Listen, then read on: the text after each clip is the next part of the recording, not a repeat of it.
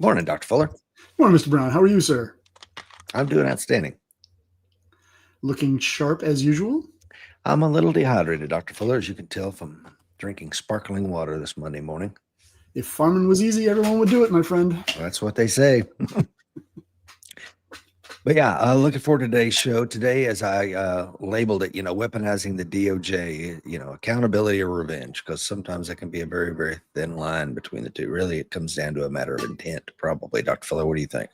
And perception, right? Yes. I mean, as the old saying goes, where you stand depends largely on where you sit. Mm-hmm. What the people on the right see as accountability, people on the left might see as vengeance, and vice versa.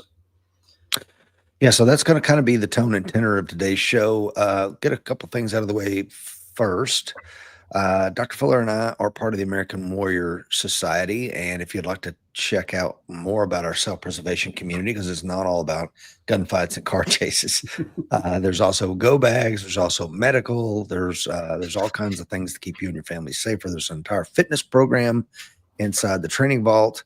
So, as we've said a million times on this show, Dr. Fuller, you and I think would agree on this. You're far more likely to die of some sort of cardiovascular disease than you are to get shot in a Walmart parking lot. So take it seriously, take a free test drive and find out more. If you want to do something more immersive, of course, we have the high risk environment course coming up November the 17th to the 21st, I believe, here on the plateau. Dr. Fuller will be there. I, of course, will be there. Mr. Mike Seeklander will be there. Justin Carroll, Will Parker, and a host of other folks. We've got a great lineup. Only a few seats left. So if you want to get in on that, you might want to move pretty quickly because it's filling up. The Cedar Lodge, where everyone is staying, only has so many rooms, folks. Dr. Fuller, anything before we get into today? Let me say one final thing. Dr. Fuller, of course, is a retired FBI agent. I'm a retired Marine Corps officer, and this is Rich Brown's work. Okay, Dr. Fuller his bride is still a member of the Bureau, and today's show is of my creation. I've asked him to come on for his expertise. It doesn't reflect his views in any way. Would that be fair to say? It might reflect my views in some way, but it certainly doesn't represent any inside knowledge that I may have from anybody who's not supposed to be talking to me. Inside knowledge I have mostly these days comes from just a bunch of old gray-haired guys like me sitting around having coffee at 10 a.m. at some local breakfast bowl, grumbling and griping. Yeah, just back in our day it was a lot harder. So the typical old guys, old gray beards sitting around talking kind of thing. I don't know if I ever told you one of my mentors in my late 20s is a retired FBI agent, a former Marine officer. I imagine. He was a handsome man. And Jack McGivney was his name. His son was a Marine Corps officer. Fantastic human being. I mean, if every American was like Jack, we wouldn't have any freaking problems. And he was the last agent in the Bureau to fire the Thompson in a gunfight. That was his claim to fame. No kidding. Yeah. Shooting some bank robbers. But yeah, so I think I got my love of the Bureau there, and although never served a day in it, we need the FBI. Let me get that out of the way. So some of the things are going to be very pointed about the Bureau and the way it's been weaponized. Not about the men and women that serve their nation every single day, but as an institution, we need it, and we need it to held to the highest standards, and those that employ it need to be held to the highest standards. That's my thoughts. I would agree with you. And a quick aside, one of my early mentors in college was a former Marine, and he fought in one battle in World War II. He landed on the beach at Okinawa. So he only fought. He was very clear. I only fought in one battle. I'm like, yeah, but if you're going to fight in one, that's kind of what I wouldn't be on. Yeah, but then he went on to become an FBI agent and worked on Kennedy's assassination. So we're going back a minute here. So I feel the same way about the Marine Corps. Yeah. They're pretty and we need them. They are. Don Bothwell is on. Good morning, Don. He's up there in Northwest Montana, of course. Will Rhodes is on. Says, good morning, Rich and Dr. Fuller. Coin number 2269 from Missouri. Our good friend Alan Kelly is on. Says, interesting times we live in. Yeah. And speaking of the Marine Corps, man, it pains me to say it, but the two killings over the weekend, were perpetrated by former Marines. And I used to tell when I was a recruiter, I'm like, look, when you were in the title Marine from that day for the rest of your life, if you do something stupid, and hopefully if you do something good, the headline is going to be former Marine did XYZ. Mm-hmm. And don't ever tarnish the reputation of the Corps, and these two scumbags did. Yeah, the FBI has that sort of approach as well, because if you fail to, and they made this point in the academy, if you don't mow your lawn, your neighbors that know what you do aren't going to say, "Oh, TC didn't mow his lawn." They're going to say, "Those FBI guys don't mow their lawn." Exactly. And it was axiomatic in the bureau. It's an old saying that goes around that says, "Don't embarrass the bureau." Mm-hmm. It harkens back to Mr. Hoover's time as the director. But if you did something that embarrassed the bureau, bye-bye. He would send you off to Montana or some other hinterland.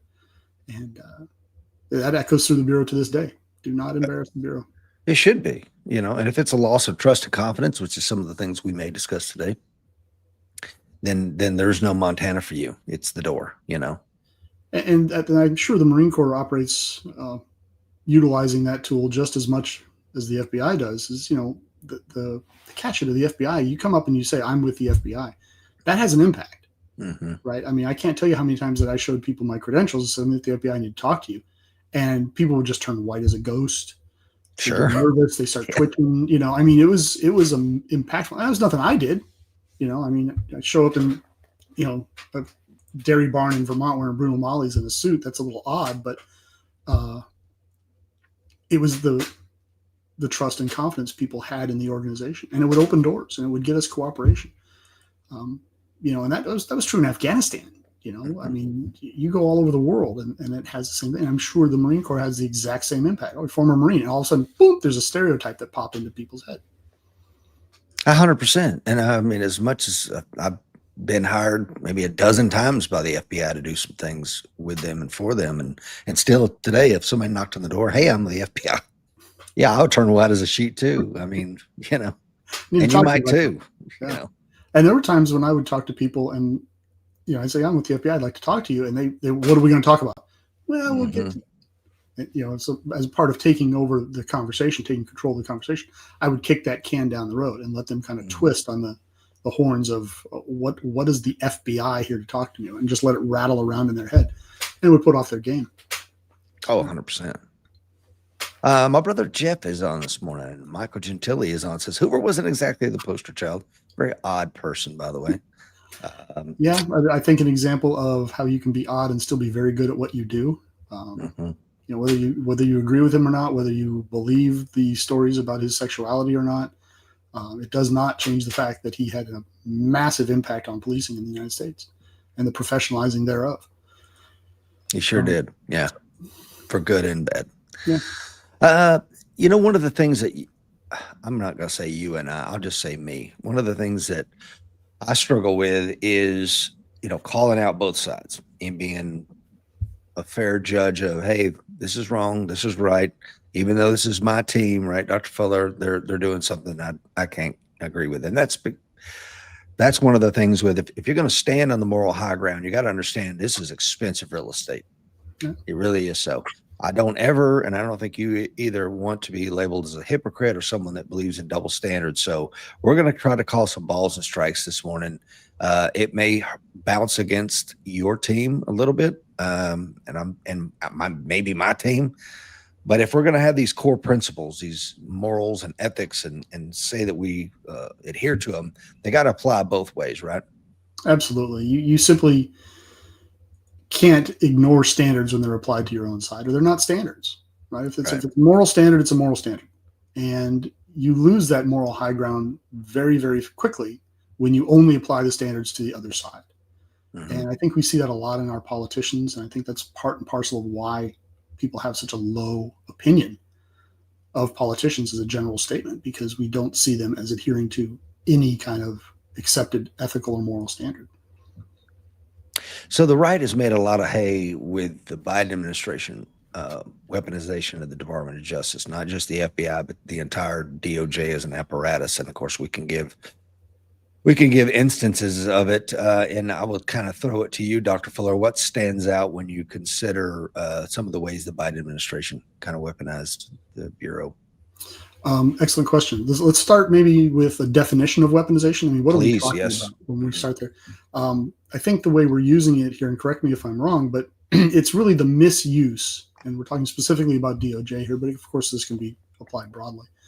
The misuse of the DOJ's power and authority to specifically target political or ideological opponents, not just to paint them with a bad light. Oh, my distinguished colleague on the right is clearly insane, but rather to actively attack these people, to actively go after them. For example, recall when President Trump was campaigning against Hillary Clinton, and he said, "Look, if I become president, you're going to jail."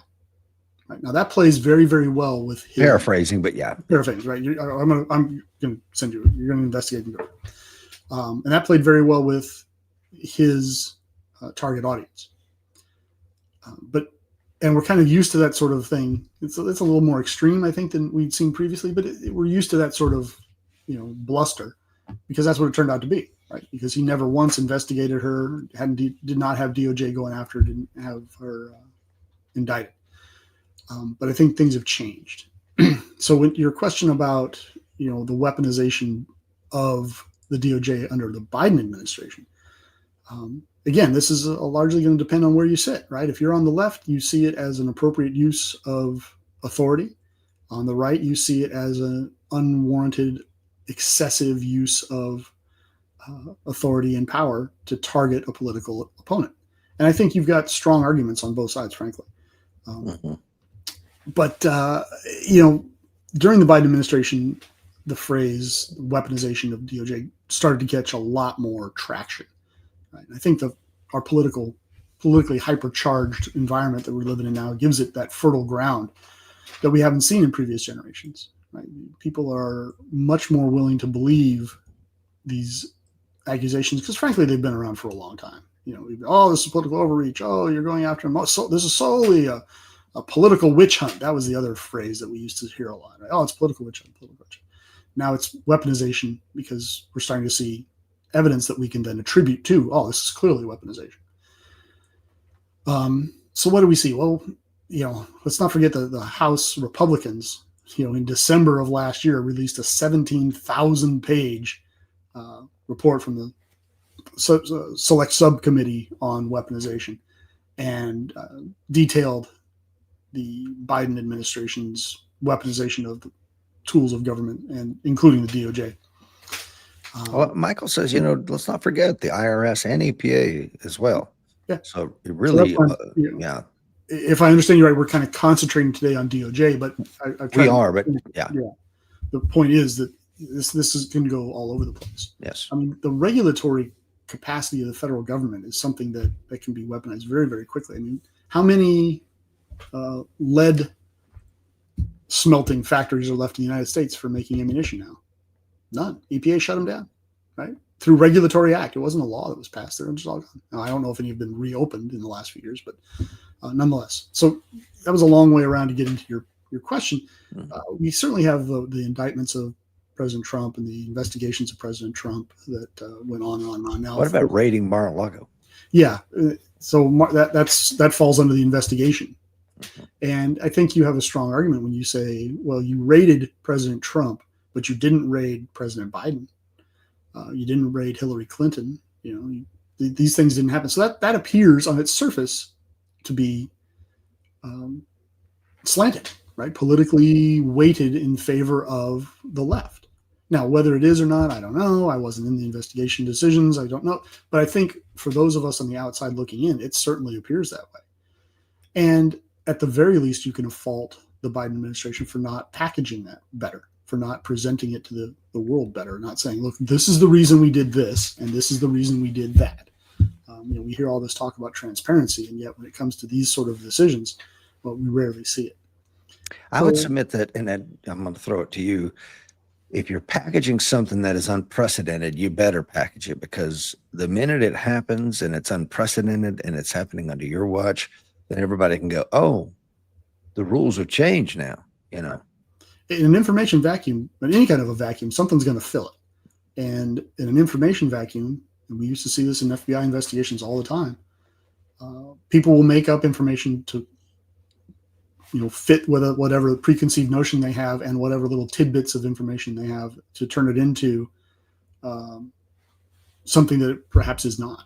I'm already seeing the conspiracy theorists coming out about, I saw a report this weekend that Charlie Kirk was killed by his bodyguards, by his Israeli bodyguards, because they put a bomb in his microphone, his lapel mic, and they're kind of running with that. So there's always going to be those kind of people out there, running about. But when you are, and we did a show on this, when you're raiding the home of a former president of the United States, who quite possibly is going to run for the next presidential election, you need to walk very, very carefully. You need to tread very, very carefully. And they didn't. Right. And we talked about it at the time. This is not something that you needed a raid for. And I know that, just like we're not going to really talk about the IRS or the EPA or any of these other regulatory arms of the government, I would also be remiss if I didn't say that, the left, that monolith that it is, politically motivated attorney generals, whether it's Letitia James or some of the other ones that indicted Trump, so it wasn't just the DOJ, it was other people that kind of went after the former president too, which again, unprecedented.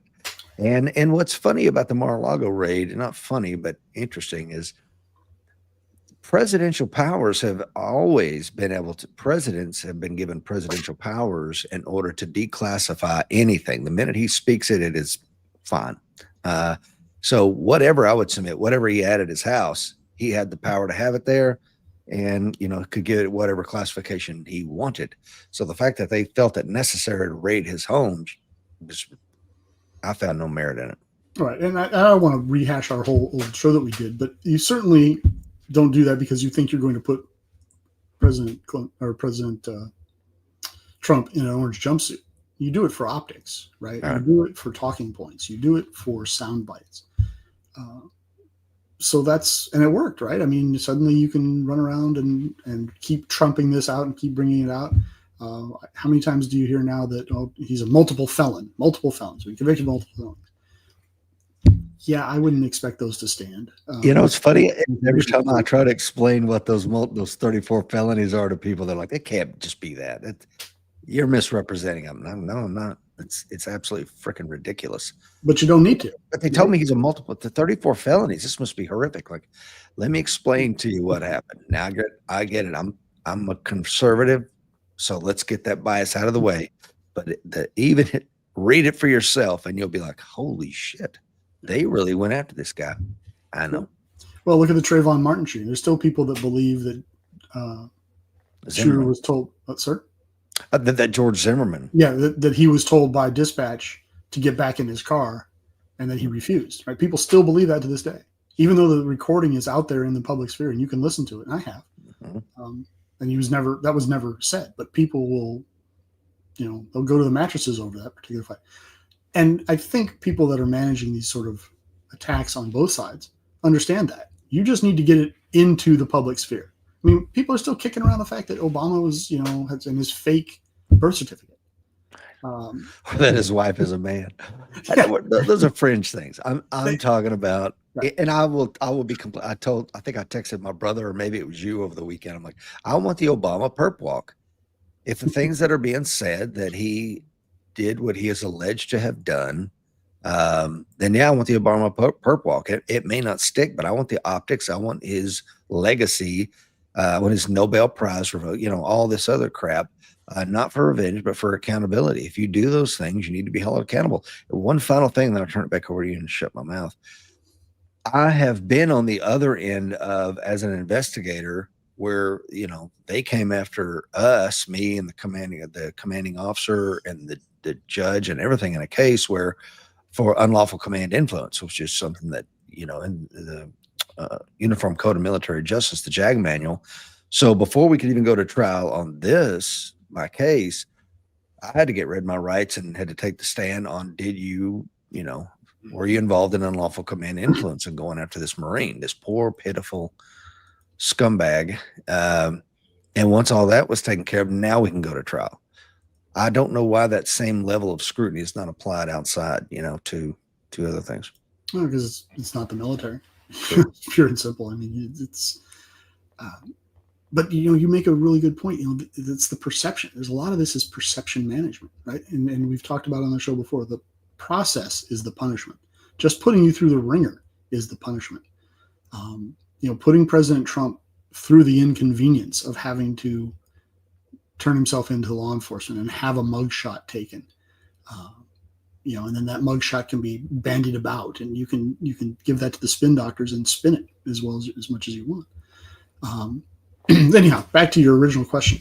So you had the Mar-a-Lago investigation and the different standards there. You had the January 6th investigations, obviously a huge political football. So you had a group of self-defined Trump supporters, and there didn't seem to have ever been any distinction made in terms of prosecution. Everybody that could be identified was chased down and prosecuted. Whether they simply wandered through, talked to the police officers inside, and basically took a tour of the Capitol building, or they assaulted police officers. There was really no investigative distinction. And there may have been a penalty distinction in the sentencing phases of these people's lives. But then you also had no distinction made on the other end of this when pardons were handed out, which I think is also a problem. Is that true, though? Because 14 people were granted clemency. They didn't get a full pardon. They got a clemency. As I understand it, they were the Oath Keepers and the Proud Boys. Some of those guys that may have done something wrong. So I think there's a smidge of distinction there. Smidge. Yeah, smidge. If we're going to accept that as the case, then I just don't think that you should blanket attack those people, and I don't think you should blanket pardon those people. Mm-hmm. You figure out what crimes were committed, and you apply yourself appropriately. Yeah. If you beat an officer with an American flag, man, you're going to need to go away for a while. Right. Sorry. And from having lived the life, if you let law enforcement and the prosecutors do their jobs without political influence, that's what you're going to get. Mm-hmm. You're going to get, can we prove that Rich Brown did this at this place beyond a reasonable doubt? And if we can, we're going to charge it. Now, does Rich Brown, who walked in, flowed with the crowd, saw police officers, Capitol police officers standing by, talked to them, and was never told to leave and continued to wander through, didn't hurt anything, wandered through the public spaces and left, does he need to be prosecuted with the same vigor as the guy who beat the police officer with the American flag? If you leave it to the police and the prosecutors, the answer is likely going to be no. However, when you start having political influence on the investigation, that's when things start to get off the rails. And that's, I think, what we have. Certainly that was the accusation of weaponization during the Biden administration. And then we had the flip side. When the other side got in charge, the pardons were handed out with the same joie de vivre. And this lends itself to accusations on the other side. So you have to be very, very careful about this. And of course, the January 6th investigations played out on a background where BLM and Antifa weren't being chased around for their assaults on federal buildings around the country during the Summer of Love. They were not being drug into federal court and put through the ringer. And this lends itself to an accusation of, this is by the right of, hey, this is clearly weaponization. You're only targeting our guys. You're not targeting your guys at all. And, that, of course, that presupposes. Do you find that to be fair assumption, though? Because that's the way I feel. Do you find that personally to be the case? I don't know the intimate details of every single one of these investigations well enough to say, yes, that's the case. But what I do feel confident in saying, that lends itself to a larger perception that there is bias injected into the system by political actors. And that erodes trust in the system. And I think, and we'll probably get to this later in the show, but I think that's a serious risk we're running right now, that we're injecting politics into a system that is supposed to be, that has long been touted as being apolitical, in fact, must be apolitical. Yes. And it's those perceptions you have to be cognizant of. It's not enough to simply have things done the right way, they have to be perceived as being done the right way. Mm-hmm. And if they're perceived as being done the right way or the wrong way, you have to understand there's an impact here. Mm-hmm. And so the accusation of weaponization of the DOJ by either side is fairly common and goes back a long way. But when it's lending itself to kernels of fact that can then be injected into that conversation as well, you really need to have people out there that are attempting to control this narrative and present it properly. And I don't think we have either side doing that. We certainly didn't back in the day. So to continue your earlier Before we go further, I want to one final thing on the January 6th before we move into perhaps some of the other things. I was really hoping, when Biden gave his address, his inaugural address, he had a phrase in there, something like this: "Give me a chance, as your new president, whether you voted for me or not, just give me a chance. I want to be a president for all Americans," or some phraseology like that. And I'm like, there we go. Okay, I'm going to give you a chance, brother. You're my president, and I'm an American citizen, and by God, I'm going to give you your chance. What would have been beautiful is if he did. I can't believe I'm going to say this. If he pulled a page from the Jimmy Carter playbook and gave out blanket pardons to all those that ran off to Canada to avoid draft in the Vietnam War. And there was a lot of Americans. I think people forget about that. They were hanging out in Canada, afraid to come back home. It's like, hey, come home. Mm-hmm. Here we go. We shouldn't have been in that war anyway, or we shouldn't have continued it beyond a certain point when we knew it was lost. Got a lot of Americans killed. We're sorry. Come home. That's what he should have done to the January 6ers. Like, look, I want to meet with you. I want to understand, maybe not him personally, but we want to understand what happened, what inflamed those passions that led you to do the things that you did that day. And I want to be your president. Instead, it's like hunt them down like animals. That's the way the perception was, right? To your point, right? And that is a problem when it's perceived that way. Certainly, they could have had a American version of a Truth and Reconciliation Committee. Could have given out blanket pardons and then said, "Hey, look, I would like to have Congress have a bipartisan committee and talk to these people, or let's get a blue ribbon panel like they used to do back in the day. Put a senator in charge, get some people from both sides of the aisle." And just have conversations where you figure out what happened and how do we avoid this in the future. And let people come in and vent. I mean, a lot of times people just want to be heard, right? That's right. And I think a lot of folks on January 6th felt as though their voices weren't being heard. And it didn't help that they had a president that was, they were so emotionally wrapped up in his success or failure that it became an emotional event for folks. And we saw what happened. And, look, no matter where you stand on the January 6th issue, it wasn't good. No. Right? It just wasn't good. I mean, if you are all for what they had to say and what they were trying to accomplish, that doesn't make violence the right methodology. Right? But to your point, though, and this is something I try to also, it's nuanced, right? I mean, there's the old lady, because there's multiple sides to the Capitol building. The assault at the front wasn't exactly what was going on at the rear of the building. And people that did walk in go through metal detectors, and little old ladies wandered around taking pictures with their flip phone, and then they walked out and had brunch and went, caught a flight and went back home to Iowa. Right. She got hunted down like the Proud Boy that tried to kill somebody, which is just stupid. And the other thing is, I remember that when it was happening, we were standing by the fire in front of the wood burning stove here in the house, watching it play out on the TV. And I remember looking at my son, I'm like, the left is going to want to hunt these people down. That's the biggest mistake they can make. You want to make this thing huge and live for years and decades, perhaps. Play that card. And I said that. I'm just telling Grant, I'm like, they can't do it. And they did exactly that, because that's all the right needs to see. That you hunt down the grandmothers just like you do the crazy vets who are trying to hunt down Pelosi inside the building. Yeah, and that lack of distinction feeds itself right into both sides. And maybe that's the issue. Both sides are benefiting from the January 6th issue, right? I mean, both sides are making hay off of this. Yep. And I think we're going to continue to see it, and we're going to continue to hear it for a long time to come. Thank you to the 17 folks watching us live. Andrew Frisbee is on. We had a great show Friday. Please go back and watch that if you haven't seen it already. Kyle is on from the Philippines.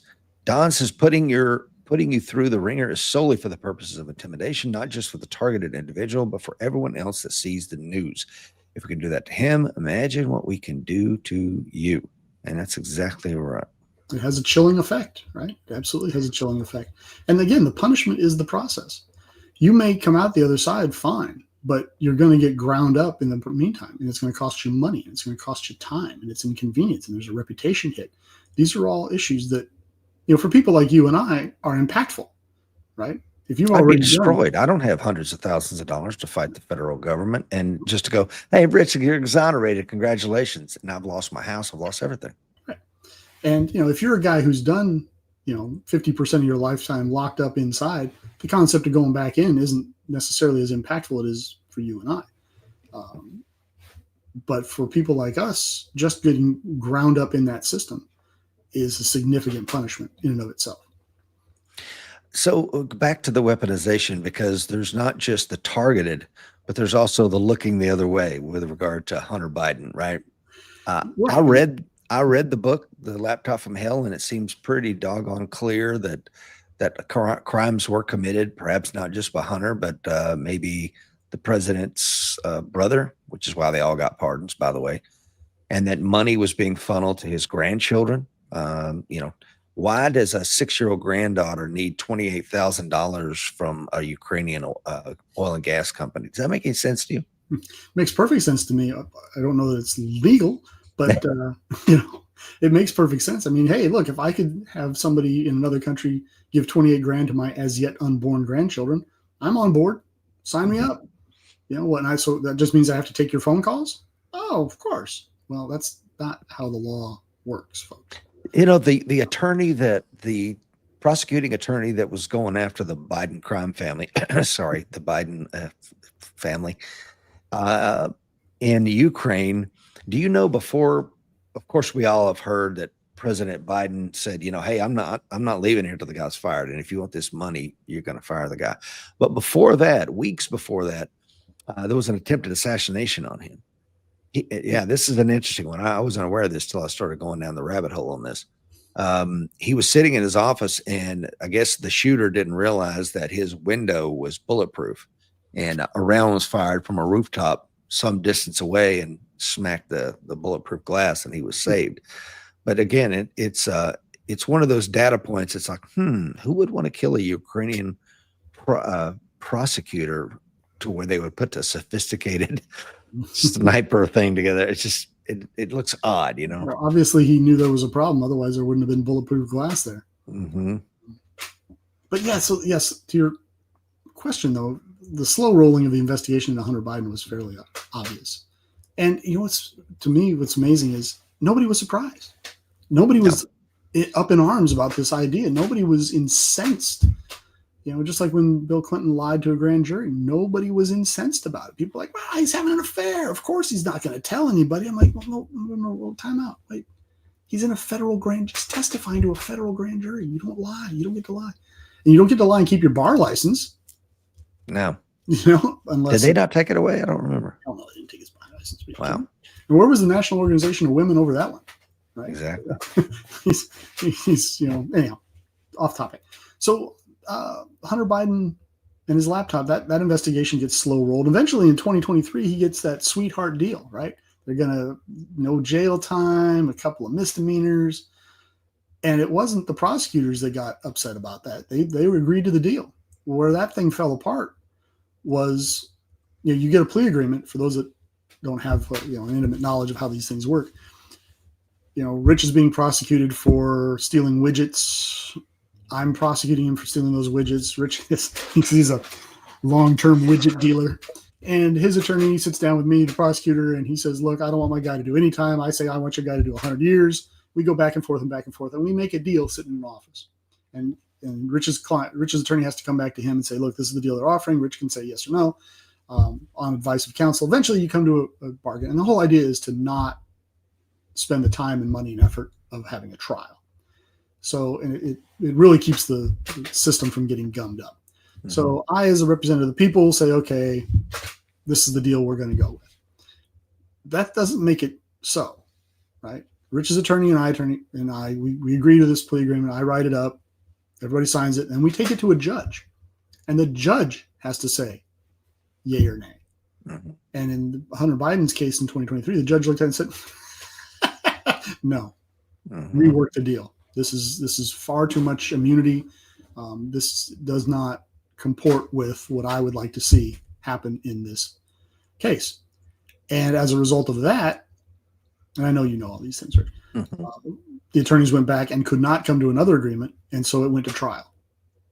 And Hunter Biden was convicted in a jury trial of 3 felony charges surrounding his purchase of a firearm or firearms and lying on the federal forms. We've all filled out those forms. You know, I'm not a habitual drug user. There's video of him, getting stoned on crack. So that was kind of a smoking gun, pardon my pun. It's kind of a double pun if you think about it. And so he's convicted there, and then he pleads guilty to, 9 tax charges, 3 of which were felonies. And right before he was sentenced, his dad pardoned him. Yeah. And oh, by the way, who paid off his millions of dollars of debt to the IRS? Do you remember? I have no idea. I don't remember the man's name, but he was a Hollywood producer. You think, Hunter ever paid that back? Not a chance.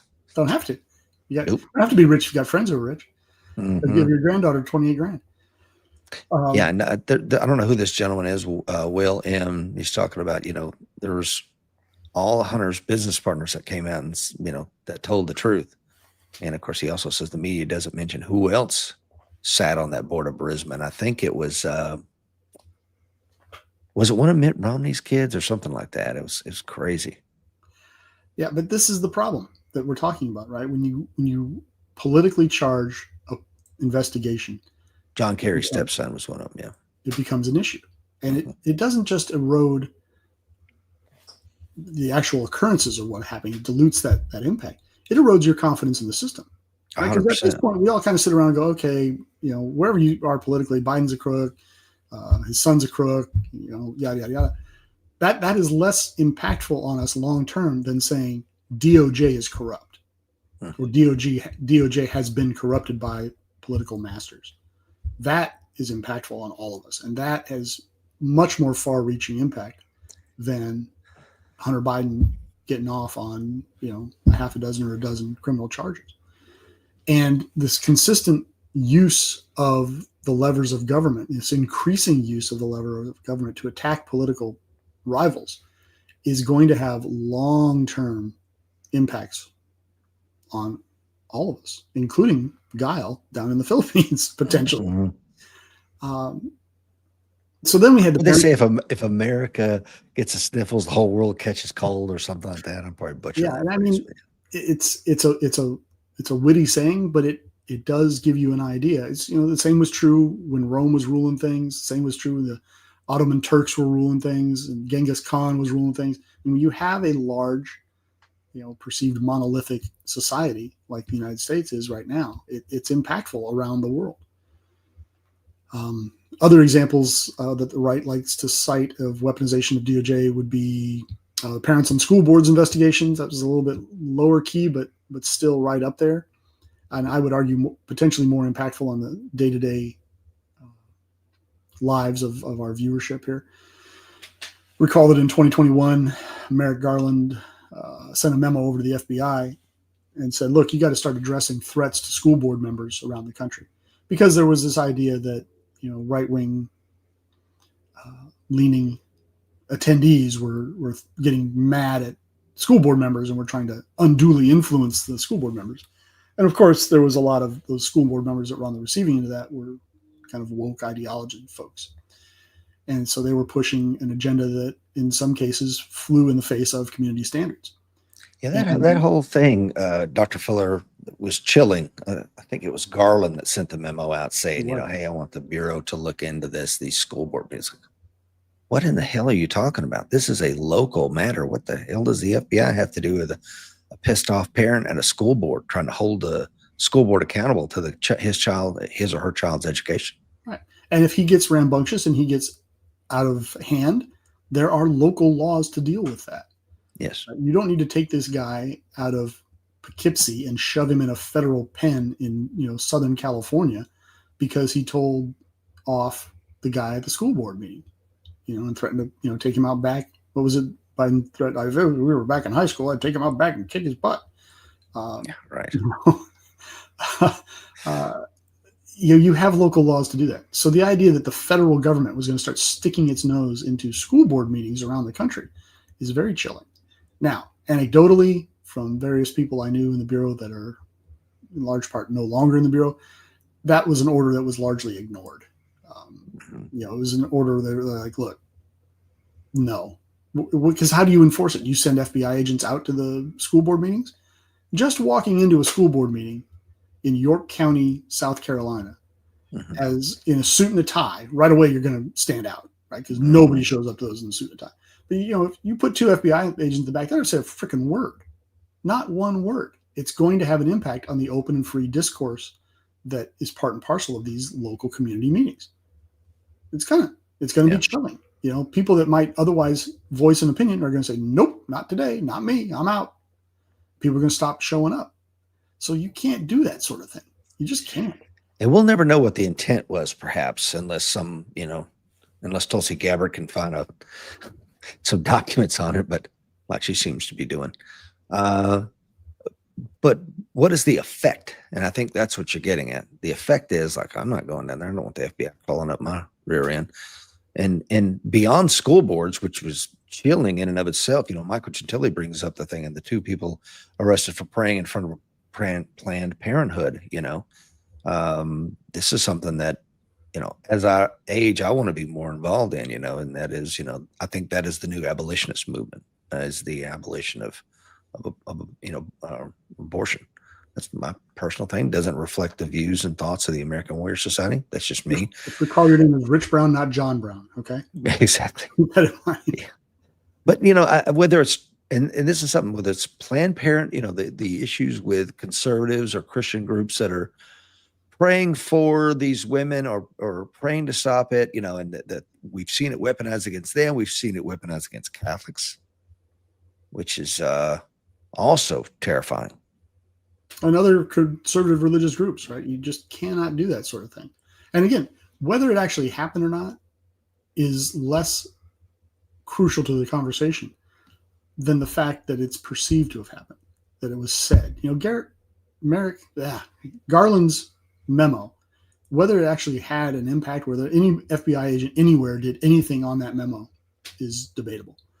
I'm not aware of any. The fact that the memo was ever produced. Exactly. These things don't just willy-nilly get produced. I mean, for it to rise to the level where let's say Merrick Garland and the Commandant of the Marine Corps, if they put out a white paper, it has when that thing hits the desk, it's like a boom, like a bomb going off, So to think that the rank and file just like, the old boss, he's lost his mind, guys. Go ahead.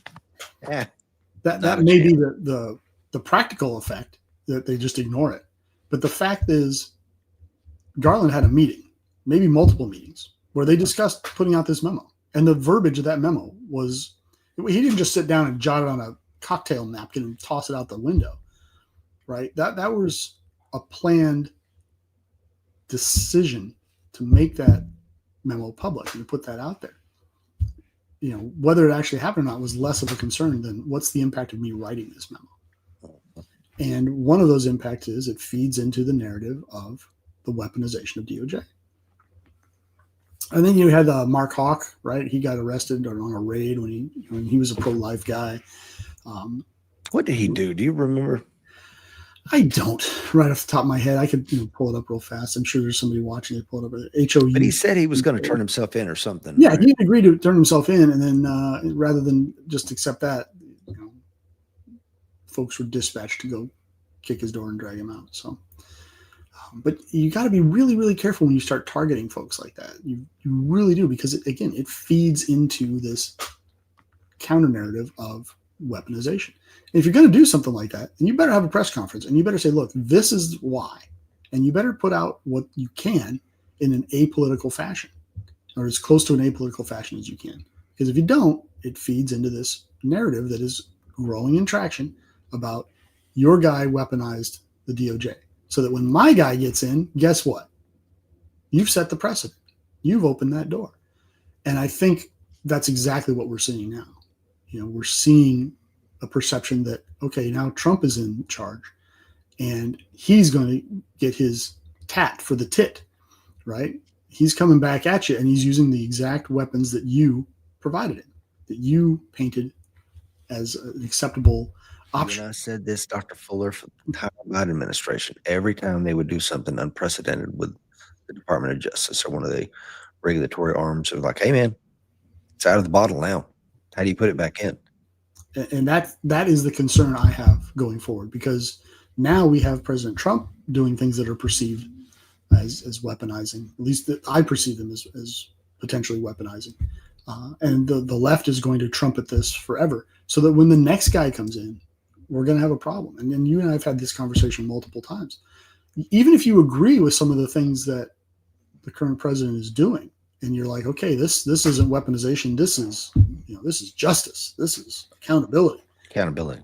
The matter in which the methodology by which he is doing these things is questionable, debatable, and it's opening a door for the next guy. And my litmus test is: are you going to be okay having that authority in the hands of Gavin Newsom if he becomes president, or Pete Buttigieg, or however you pronounce his name, or AOC, right? Because I've seen now there's people touting her as a presidential hope. God.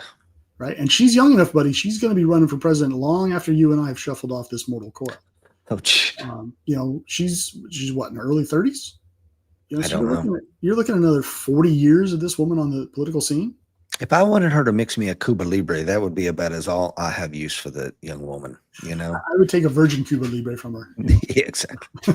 Just pop the top on the Coke and hand it to him. But you like it or not, we've got folks like Schumer and Pat Leahy and Dianne Feinstein that have illuminated the path for how to stay in office for 40, 50 years.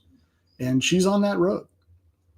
She's in a Democrat plus 35 district. I mean, there's just no way a Republican's ever going to unseat her. No. And that's the problem with gerrymandering, which is a whole other show in and of itself. A whole other show. You entrench these. What do we have now going on that can be perceived as weaponizing DOJ? I mean, recall the first day President Trump was in office, he starts banging out executive orders. Yes, sir. Which, hey, precedent was set with President Biden, right? President Biden came in and he issued dozens of first day executive orders, right? So now President Trump can come in and say, hey, look, the last guy did it, I can do it. That presidential precedent has been set. And one of them that he sets is the ending the weaponization of the federal government executive order. Thank God. Thank God. Now that sounds great, right? That title is awesome. Ending the weaponization of the federal government. Like Operation Iraqi Freedom. Yeah, invasion of the country. Oh, no. Setting free. Well, I would suggest that you put the link for that executive order in the show notes and let people go read it. It's like 2 pages. It's a nothing burger to read. It takes no time. It doesn't end the weaponization of the federal government, folks. It doesn't. It's not what it's about.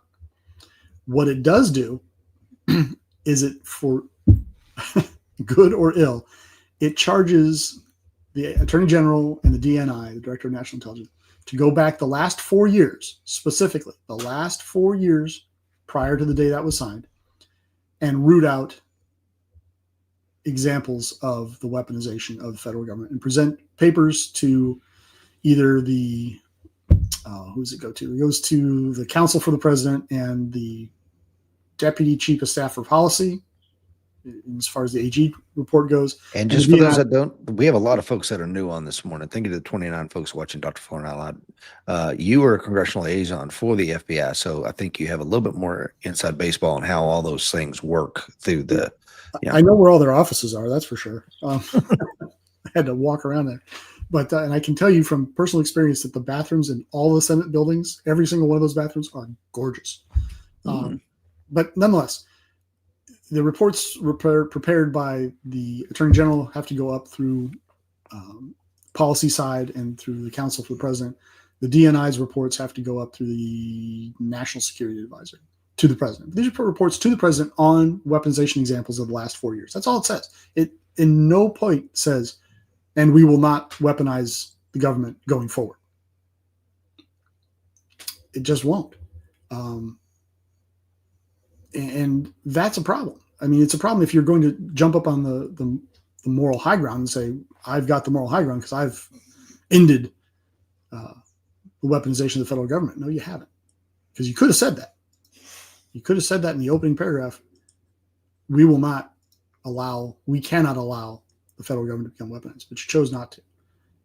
That will feed into the perception that you are continuing the precedent. Dan Brady's on. Just get a lot of daily steps in at the Capitol, Dr. Fung. I did. I got a lot of steps in. I broke in my shoes, that's for sure. And I put a link, Dr. Fuller, to that executive order. So if folks want to read it after the show, feel free to do so. War and Peace says John Durham has a long mustache. The chair is against the wall. I like this comment from Valiant Thor, which it's very interesting. He's got a black triangle as his avatar. 20 years from now, Trump won't be remembered because he played by the rules, but because he exposed who makes the rules. Interesting. He will. That's where he will be remembered on the right. And I think on the left, he will be remembered for creating rules and using them as bludgeons. And I'm not taking a position here in the show. I'm just saying these are the perceptions that are out there, and both feed into additional polarization of our society. Right? Okay, so I'm going to H whoever you are. Thank you for being on. Says no, the criminals need to be held accountable. They say Mr. Fuller. I'm going to say Dr. Fuller. Weaponization of government can stop when justice is served, and this is kind of on the side I fall on. We have to be, what is the difference between accountability and revenge? To me, it's intent, I'm going to say accountability, why would, and again, was it Christopher Wray that acted stupid? I don't really know how many people were out there that day, January 6th. I'm sure we probably had some agents. I really don't know. It's 276, 274, whatever it was. They were actually there. My question for you, it's your time at the Bureau. I don't think you were ever stationed at headquarters. However, that seems to be an excessive amount that were there that day. Would that be, whatever you can say on that, that seems like a lot. I know they're always going to have for counter intel purposes and surveillance. There's always going to be agents there, and they should be there. But 274 is what the president put out. 274 sounds like a lot. Right. Now, I would ask you this. When did those agents get there? After it started, I'm pretty sure most of them did anyway. Yeah. Right. And what happened, the reason that those guys were there is they were told to go. They were told by FBI leadership to go out there and help with the riot because the Capitol Police had declared it a riot and were asking for help from everybody. And that included the FBI. So the FBI was like, oh, geez, the Capitol Police need help. There's a riot at the Capitol building. Get up there. So they ran a bunch of people out of the building. That is different than there were 274 FBI agents present instigating the problem, or, the implication is they were instigating the problem and they whipped the crowd up into a frenzy. That's not what happened. Now, if you want to talk about what Chris Wray said and how he said it and when he said it and was he prevaricating and was he tap dancing, that's a different conversation to me. But there's also a difference between going to a protest beforehand and going to a riot afterwards when other law enforcement asks for help. But what do you expect them to do, though? You've been on the job. What happens when there's an officer-involved shooting? Everybody's there. Everybody's there. Everybody. Right. Everybody 3 counties over. Amen. Right. Yeah. What you don't want to be is on the road when that happens because everybody is flying in that direction. Now, is anybody saying, "Hey, look, we only need 4 guys"? Hey, we only need 3 guys. No. So what you had here was, hey, we've got a riot at the Capitol building, and the Capitol Police are so overwhelmed by it, they're calling for help. Yes. So what happens, Rich? What happens? The Park Police. How many Park Police guys were there? Right? There are 26 different agencies that have law enforcement jurisdiction inside the 4 walls of Washington, D.C. Mm-hmm. In a call like that, the Capitol Police doesn't call for help, right? They don't want people with guns running around on the Capitol. Mm-hmm. So when they do, what is the impact? Holy crap. There are congressmen up there. There are congressional aides. Some of these guys may have relatives up there. I don't know. But the reality is there's a riot in the Capitol building. We need people to go. And I promise you what happened was the squad supervisors came out and was like, hey, riot at the Capitol. Get your shit and get up there. Sure. right? And then they're having the conversation. They're briefing people as they're running out the door. Okay. So then for Chris Ray to then how he testified, and I have not watched all of his testimony, so I can't tell you where he may have prevaricated, where he may have tap danced, where he may have been a little less forthcoming than they had asked him to be. That is certainly a point of debate, and it's certainly a point where you should have a conversation. And frankly, there's nothing that keeps the director of the FBI saying, look, I will talk about these things in an open forum, but these other things we need to talk about with the doors closed and the cameras off. And I'll be happy to brief Congress on these other issues, but because of ongoing investigations, because of techniques and procedures, for whatever reason, we need to keep this close hold information. So did he do that there, or should he have done that there? I don't know. But Tony has a great point. Says if that's what happened, then why would he continue to deny it? And I think that because it would look like, under my leadership, I rushed 274 officers to the scene to assist in any and all operations to quell said insurrection. And instead, it's like I don't know. Let me see in here. Like, come on, man. In that case, drag him up there and have that conversation. Yeah. Why didn't you tell us that you sent these people up afterwards?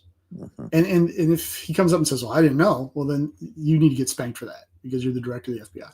And if I'm the assistant director in charge of Washington field office and I just sent 274 of my agents, and I promise you that the reason that there was 274 was because that's who happened to be available at that moment in that building at that time. Yes. That was credentialed. Right. You don't send the secretaries up. No. Right? You send the badge and gun carrying types up because it's a riot. But here's the other thing, and this is again to H's point, says, hey, Mr. Fuller, why did the National Guard get a stand down order? Have you ever listened to the interview the Capitol Police Chief did on Tucker Carlson? He begged for assistance, and Trump wanted to provide it. He knew it might be incendiary, and as I understand, I think we probably need to have it out there. I'm going to have this rally, and and they absolutely, Pelosi, I think, is the one that turned it down, and she's even on camera. I think her daughter was filming it. Her going, man, I should have done that once she got out of the building. The short answer to his question is I don't know. I don't know. I wasn't privy to those conversations, and I have really no experience with why those decisions. I mean, I can understand where you don't want to have a perception of uniformed military personnel armed wandering around the United States Capitol. I don't like it. The optics on that, I get that, and I always get concerned when we do see that happen.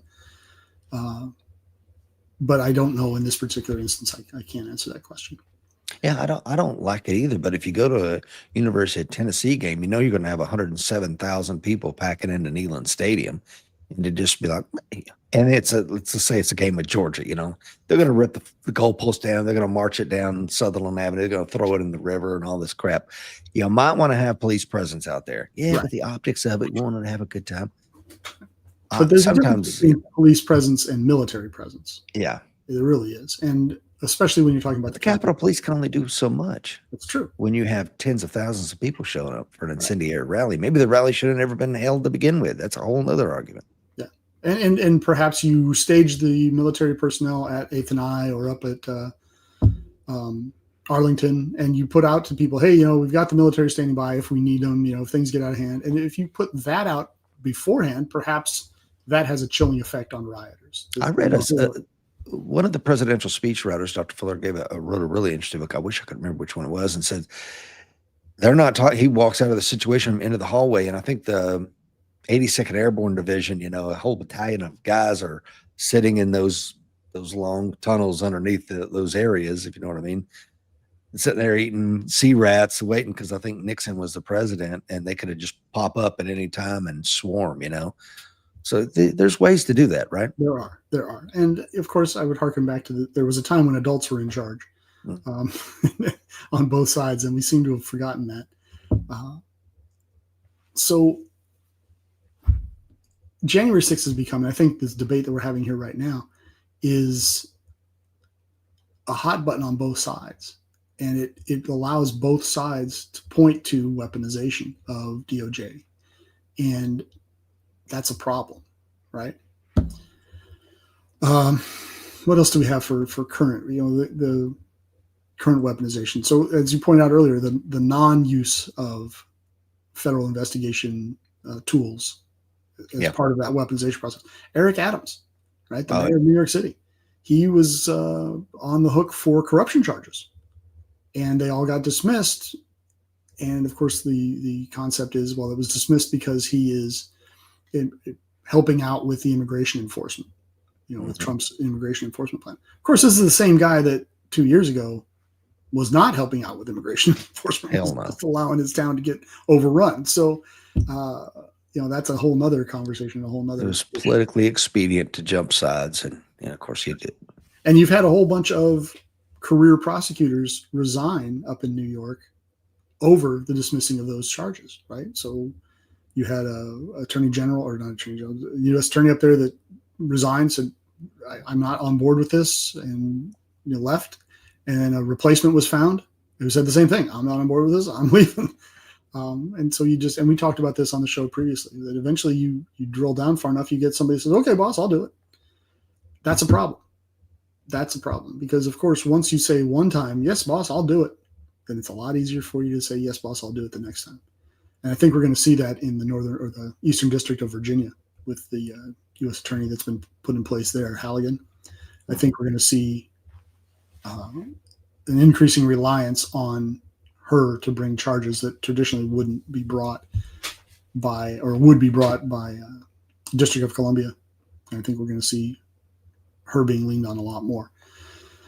We've already talked about. Let's talk about, because we're getting into the Trump thing. And for those of you that are joining us late, again, thank you to the 27 folks. We positioned this discussion at the very beginning to say that we want to call balls and strikes. Again, I think everyone would say that Dr. Fuller and I are on the right. I think, I'll own that moniker,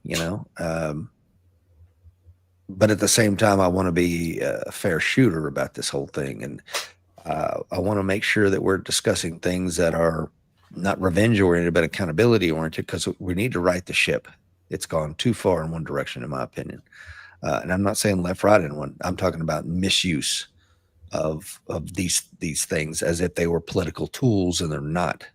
The FBI's job, is incredibly important. We cannot do it. But when you put somebody like, Bongino and Kash Patel in, whose stated objectives is basically to tear it to the winds,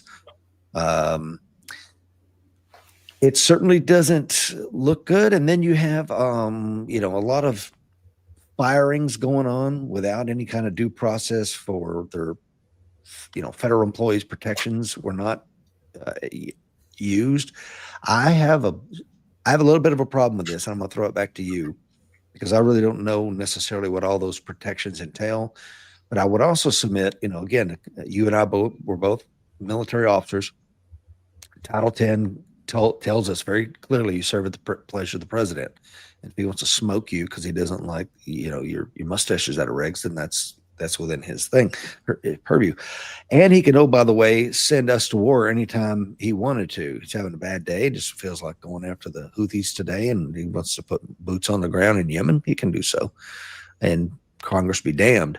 So then I have a problem with, oh my God, but he can't fire this low-level bureaucrat, or he can't fire the Bureau of Labor and Statistics lady who keeps sending out faulty stats. It's like, come on, man. What are your thoughts here? I've rambled on. No, it's okay. And it's a valid question, right? Because again, this gets kicked around in the public sphere by both sides. Here's the deal. When you join the Marine Corps, there's a set of rules, right? And then part of those rules were, hey, the president can throw you out if he wants to, especially if you're an officer, right? Pleasure of the president. You're gone. You can't get out when you want to get out, right? You can offer your resignation because you're getting ready to get deployed to kill Houthis in Yemen, and the president cannot accept it, and you're still going, right? You knew that when you were a private, or you could have known that. Maybe you didn't know, but you could have found that out, because those are the rules of the game, okay? Where the problem comes is if he changes the rules midstream, right? Not based on anything other than a whim. That becomes a problem, right? You change those rules, and all of a sudden, the fact that you've spent 15, 18 years abiding by the rules, doing exactly what you're told, you have a raft of positive reviews, officer evaluation review reports, we call them in the Army, You have all of this backing up the fact that you have been a rule follower. You have held up your end of the deal. And then the president or one of his minions just decides, nope, the rules don't apply anymore. You're out. Oh, you're going to retire in 6 days? Sorry, gone. You're fired. Well, wait, I've got these rules. This is what the law says. This is what our policy says. This is what tradition says. Don't care. You're freaking gone. Over this past weekend, the 20 or so people that knelt at the George Floyd riot rally, whatever we want to call it, in D.C. back in, God, what was that, 2020, were fired by the FBI. So for those that don't recall, there was the Summer of Love was going on. The FBI was being put out on the street to help quell some of these riots, which I had a problem with at the time because we had zero training in that sort of thing. I think people don't understand that, Dr. Fuller. They think, well, they're just like a super cop. Yeah, super cop. Yeah, this FBI agent's just a cop on steroids. It's like, no. How many traffic stops do FBI agents do? I do one type of traffic stop, right? Yeah, I'm good at it. I've done it. I know how to do one type. And for the law enforcement folks out there, we've talked about this before, it's called a felony car stop, right? And it's a production, folks. It is no joke production. Bring a friend, by the way. You're going to want to video this because there's going to be a whole lot of people pointing guns. It's not the officer that's pulling you over for rolling a stop sign, right? I don't know how to. I mean, I have a vague idea because I've been around law enforcement so long. I've never been trained on how to do it. And there are things you do, right? You walk up, you put your hand on the car, so you leave some prints on it. There's angles you approach the car from because you are coming up to the driver. And the whole idea is to minimize your risk. And you got to worry about cars coming up behind you that might take you out on purpose or accidentally. And what's going on in the trunk and who's in the back seat. There's all kinds of craziness because maybe you pulled over a grandmother who rolled a stop sign because her glasses fell off her face. Maybe you just pulled over a guy who just killed 7 people with a hatchet. And see, I remember that when I learned, why the law enforcement officers will touch the trunk and then walk on up to you and approach you. That's chilling. And most Americans have no idea. That's to leave your prints on that car. So if they drive away and kill you, you're printed. You printed the car. And that's how they've identified some of the people that have killed officers before we had dash cameras. That was really the only way you could do it. So every time I would touch a car as a police officer, I'm like, this could be the last time I ever touch anything. So people have asked me in the past why I was never a local police officer before I became an FBI agent. I'm very honest about it. It's too dangerous. The job's just too dangerous. So FBI is trained to do some things and they do it very, very well. They're not trained to do other things. So anyhow, they put these agents out on the street to help quell the riots, help protect, points of interest. And at one point, the mob shows up and it's getting heated and they're getting on the edge of violence. And the agents at the scene made the tactical decision to take a knee in solidarity with the crowd. Not because they're making a political statement, but because, look, if we don't do this, we're going to end up shooting these people. And we don't want to do that. Right? I had no idea the context. Yeah. And I would still submit that I'm not taking a knee. Right. Well, let me explain that. Not because I don't want to de-escalate this or anything like that.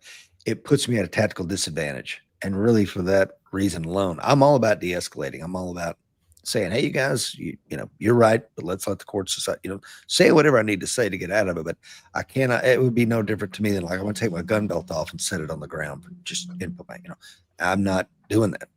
Sorry. So, and I'm in the same camp with you. Yeah. I have a whole lot of objections to kneeling in front of a crowd.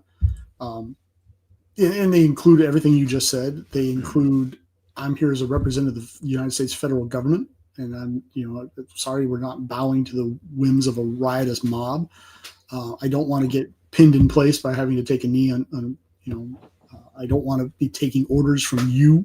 Well, think about it. You could be called into court like you took a knee, so evidently you agree with their stated objectives. Like, whoa, wait a minute. Well, now here's the problem. This H has a great one. Look at this. So if the mob were neo-Nazis demanding a Hitler salute, would it be a tactically sound decision?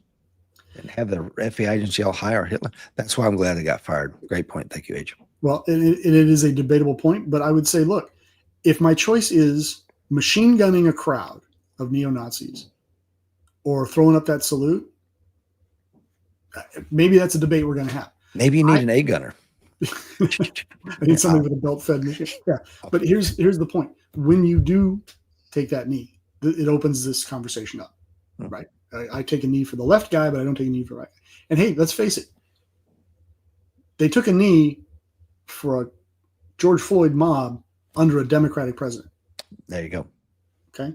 Now, if they threw up a Hitlerian salute under Trump in this era, oh God. Okay, but the you see where the problem would be, sure. Right? But would you necessarily get fired for it? I don't know. But here's the other piece that isn't coming out about these agents. They de-escalated the situation, and look, it was a shit sandwich, no matter how you slice it. Right? Maybe they shouldn't have been out there to begin with, Dr. Fuller. Shouldn't have been there to begin with. Yes, should not have been there to begin with. And I would ask you, would uniformed cops have done the same thing? I don't know. Hell no. But they have a whole lot more tools and a whole lot more training on this particular topic than FBI agents do. So these agents are out there. After the fact, they are all put through the internal investigation ringer. The FBI has a thing called the Office of Professional Responsibility, OPR, and that's their internal affairs, if you will. So they all went through that process, okay, which I can tell you from experience is no fun. It is absolutely no fun. It is a horrendous time of your life, and you don't want to be involved in it at all, period, full stop. But they went through it, and they were adjudicated, and some were punished under the policies and the rules and the laws that were in effect at the time. Okay? So it's done. It's 5 years ago, done and over. They went back this weekend and fired all of them. Some of them were demoted back in April, right? They were moved from positions they'd been moved into. But they've all been fired. What they haven't been fired with is the due process that they are guaranteed by federal law and by FBI policy and DOJ policy. All of those were just thrown out the window, and they were summarily fired. And this is where the problem comes. If you're going to make a debate between justice on the one hand and weaponization on the other, if you want to avoid the weaponization label, you probably should follow the rules, whatever the rules are. And if you don't like the rules, change the rules. Right. Okay. There's a process for that. But when you summarily fire agents who made a decision to support a political viewpoint that you disagree with, and you violate the rules to do it, I think you open up a very, very big can of worms. And it's not a can of worms that you should open. Look, if you want to railroad these guys and you want to get them out, despite the fact that you're going after people who have already been through the process, right? Double jeopardy is a thing in the courts, not so much with policy, but it is a perception. Look, I've already been punished for this once. I mean, you spank your kid for something today and then come back 3 years later and spank him for the same thing and expect good outcomes? You do not. Because what do your other kids do when they see, hey, oh, geez, Johnny got beat 3 years ago for that, and now he's just sitting around doing everything he's supposed to be doing, and dad just came in and beat him again? What message does that send to your other kids? Right? So what message has just been sent here? I don't know. But I will tell you this. When you do things like this, it leaves you wide open for an attack from the other side saying you're being capricious. You are weaponizing. You're firing these people because they are politically unreliable. And what chilling effect does that have on the rest of the FBI? And we have the same thing going on right now with the lawsuit for those three ranking members of the FBI that have been thrown out. And we talked about this previous show. One of them is a friend of mine that I worked with for a couple of years back in the day. But you just fired them. And they all got lawsuits out, right? They jumped on a lawsuit quicker than me on a cake. Okay. I mean, they were just and I don't blame them because they're going to win. No, they're going to win that. And here's the thing. There are people. They're going to win it. They're going to get money, but they may never be an agent again. Right. They'll never, they will not resuscitate their professional reputations. Just won't. Now, the good news for them is two of them were not eligible for retirement, but they were close enough that, when they get a big fat check when this is over, they'll be fine. But, like I will tell you, Steve Jensen is one of the guys. He has, I want to say 6 or 7 children still at home. So losing your job is impactful in that environment, right? Yes, you may get your money back 2-3 years from now, 4 years from now, but you've got to live in the meantime. You got to make your mortgage payment. You got to make your car payments. You got to feed your kids. So the punishment is the process. And you can say, well, he deserves it. Well, then we're not in, the justice business anymore. What do you mean we're not in the justice? We're in the revenge business at that point. Yeah, but I mean, if a guy that commits crimes against children, and you give him a 20-year, so he deserves it, and I'll throw it to H's point about that, Rich, to my original point. There's a process. If you're going to give a guy 20 years in prison, you put him through the process. What you don't do, you don't just kick his door, drag him off, and throw him in Siberia. Yeah. You just don't. And look, and if you do, then don't come and tell me about how you're not weaponized. Don't come and tell me about how you have the moral high ground, how you're so much more morally pure than the last guy, because you're not. And you have a what side of the political aisle you're on. I agree with you. For the record, I think you have a great point. Let's use these things and see where the chips fall. Going back to the whole military officer relative to a special agent with the FBI, there's a process to punish officers, right?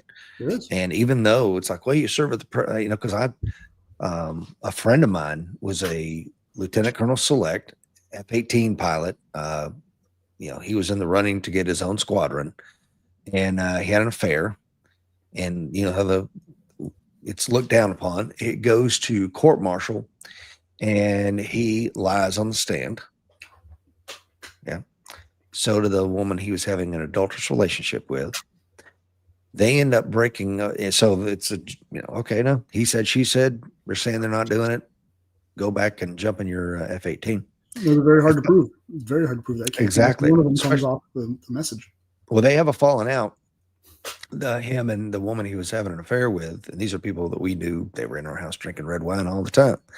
And what ended up happening was she had a falling out with him. She calls the command and says, "Oh, by the way, I lied under oath. Do with me as you wish." He flew. He was in Afghanistan. He'd landed his F-18, and there was NCIS to put him in handcuffs, take his ass back to Beaufort, where he confessed. And he spent 6 months in the brig. And this guy's a Lieutenant Colonel Select. 6 months in the brig, got a dismissal from the president, which is a felony. It's basically a dishonorable discharge for officers. He'll never be able to vote again, never own a firearm again. You know why? Because he lied under oath. Where am I going with all this? Is to say, we're talking about accountability at the highest level, right? This is a guy that had a stellar career, highly decorated, flew in every major war we've been in over the last 20 years. And because he lied under oath, he was smoked. Now I'll go to Comey. One of my most loathsome folks that ever wore the badge, because of, you could go all the way back to Hillary Clinton. That press conference. Yeah, I know there's 30,000 emails. Yeah, they smashed hard drives. Yeah, she had somebody that didn't have a security clearance managing her server in her basement. Yeah, I know but you know what, guys? Come on, can't we just all agree that pie tastes good and move on? Like, what just happened here? And now, if it turns out that he did what he's alleged to have done, lied under oath to Congress, to a sitting senator, amen. It's called accountability. What are your thoughts? I have no problem with accountability. I really don't. The story you just relayed, he went through the process, right? Mm-hmm. He absolutely went through the process. I had a senior NCO that he was an E7. He started sleeping with one of his own subordinate E6's wives. And the accusation got on my desk. I brought him in with the first sergeant present and gave him a direct order, written counseling statement. You will have no further contact with her, period. I'm not making any accusations. I'm just telling you your relationship with her, whatever it is impacting the good order and discipline of my unit. Won't have it. You're an E7. He's an E6 in your chain of command. No more contact with his wife. I don't want all this lamp, semaphore, telegraph, telegram, telephone, nothing. Got it? Yes, sir. Roger out. And within 2 weeks, he's seen going into a hotel room with said woman by the husband. Husband calls me. I'm out of state. I send the XO out there. XO sits there with him because I'm worried the E6 is going to kick the door and start shooting people. Right. E6 and the XO sit on him all night, sit on the hotel room all night. Next morning, sees the two of them come out of the hotel room. They don't do anything in their view and drive off.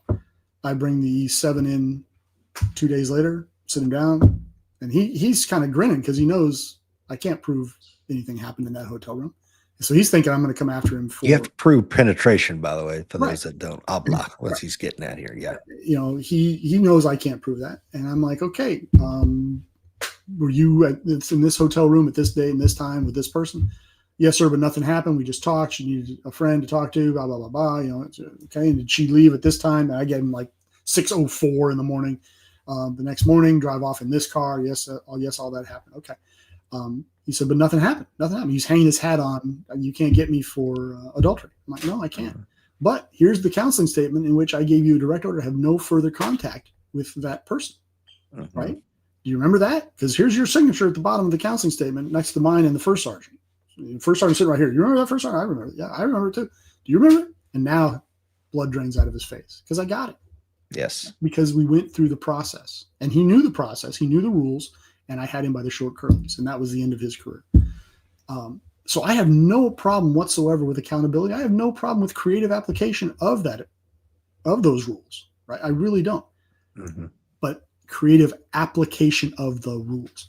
Correct. So, you know, James Comey, and I will tell you, met the man several times, worked for him in the Office of Congressional Affairs, had meetings in his office, chatted with him, invited him to my wedding. Okay, so I have a different perception of Comey than you do in terms of personally. Recuse yourself from this conversation, then, Dr. Fuller. I'm sorry. You need to recuse yourself. No, I'm just kidding. No, it's a valid. Well, I put it out there in the interest of full disclosure. Of course.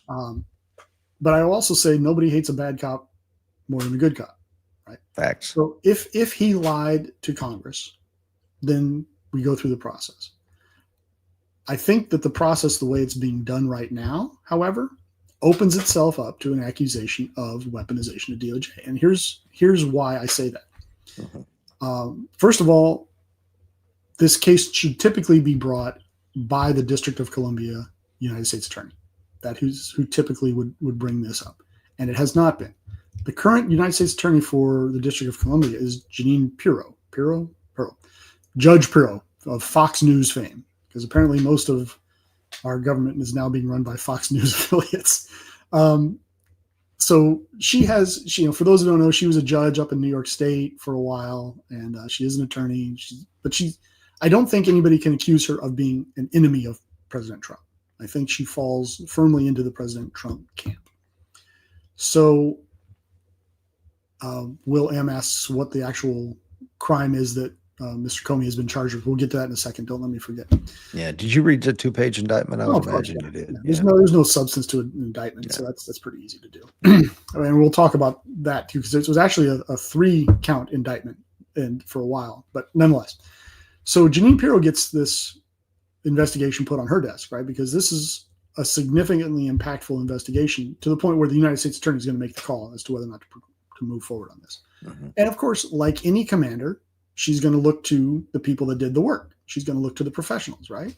And she's going to say, what is this? Tell me about it. Give me some context. And I'm sure she had, investigators in there, whoever they were. I'm probably FBI investigators, but who knows? And her professional prosecutors in there who have been running this investigation for 2 months. They all told her, bad idea, not going to be able to prove it. Don't progress with this. And that is a conversation, by the way, that takes place all the time within DOJ. They're constantly making decisions as to whether or not to prosecute a case based on its merits. Is this a case that is winnable? Because just charging somebody is impactful. If you're not going to win, then don't play the game. Don't put people through the process if you know you're going to lose at the other end. That's the expectation. Yeah, and I like this. I love this logic stream you're going down, and to provide context, because I get it. Not everybody on here has been an investigator at your level or even my smaller level as an investigator. But I've had these conversations where it all came down to, this guy's a piece of shit. We got the thing. However, how did we obtain this one piece of evidence that it hinges on? That has the phone tree that shows who talked to who. It's fruit of the poison tree. This damn thing we have right here. And because of this, it's not that he's not guilty. I can't prove it because there's no other way to tie these things other than this one freaking because thing it's that the is, process. It's the rules that we have yeah, to abide by. They don't. The criminals don't. that's right. But we must. If our process is going to maintain the moral high ground, if it's going to be the image of the blind justice holding the scales, it can't be politically influenced. So Jeanine Pirro has this conversation, and she says, "Nope. Despite my allegiance to the president, despite my personal friendship with the president, I'm not moving this case forward because it's not provable. We're not going to win. It's not going to happen." So she says no. So then, that under normal circumstances, that's the end. Right. That isn't the end here. It is then what we call shopped down to the Eastern District of Virginia. So both sides shop, by the way. Both sides shop. So we're talking about this one example, but both sides, yes. And they shouldn't. As a matter of fact, no. As an investigator, if I were to go to Attorney Rich Brown in the United States Attorney's Office and say, "Hey, we need to go forward on this case," and Rich Brown says, "Nope, not going to do it," for whatever reason, and it's in Rich Brown's purview as the Assistant United States Attorney to prosecute or not. He says no. I'm like, "Oh, screw Rich Brown. I'm going to go find Miss Lisa. I'm going to ask Miss Lisa." And it's the same thing with your kids, right? What happens when they play both ends against the middle, right? They come to dad, they don't get the answer they want, they go to mom. Well, then the hammer falls in most functioning households, right? You can't have that. So the same thing is true at this macro level. So they decide to take the case and shop it down to the Eastern District. Well, the Eastern District has a guy by the name of Eric Siebert, who is the acting United States Attorney at the time, a Trump nominee, right? And he's a professional prosecutor, been in that office for a long time. He's going to get moved up and he's going to take over as the United States Attorney. He's the heir apparent. And he is being pressured, by the way, to bring charges at the time against Letitia James.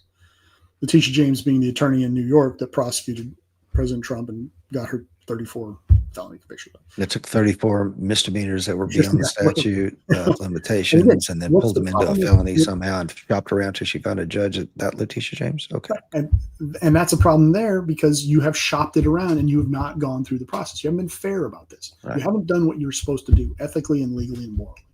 And that's a problem. I get that. That's an absolute problem. Well, now Siebert is being politically pressured to bring charges against this woman. And he won't do it. He's like, "No, I'm not. Absolutely not. I'm not going to do it." So then all of a sudden the hammer is getting ready to fall. And there's some debate as to whether Siebert resigned or President Trump is claiming he fired him because he was endorsed by the two Democratic senators. Oh, he must be a bad guy if the Democratic senators in Virginia like him. I don't know him. I don't know anything about his career. This is all things that the president has said. But he just must be a bad dude, so he's gone. Well, you should have vetted him on those issues before you put his name in the hat. I don't get it, but regardless. So Siebert, he pops smoke. He's gone.